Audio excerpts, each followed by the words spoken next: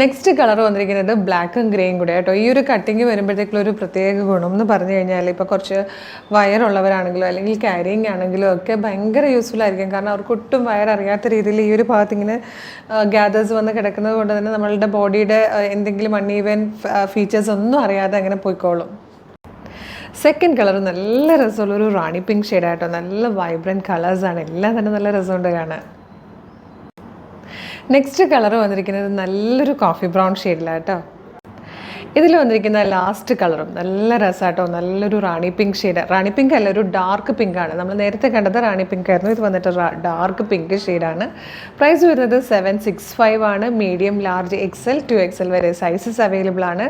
നല്ല ഭംഗിയുള്ളൊരു pattern, soft ഓർഗൻസയിൽ hand work ചെയ്ത് ഈ ഒരു കട്ടിൽ, ഈ ഒരു പ്രിൻറ്റിൽ ഭയങ്കര രസമുണ്ട് കേട്ടോ.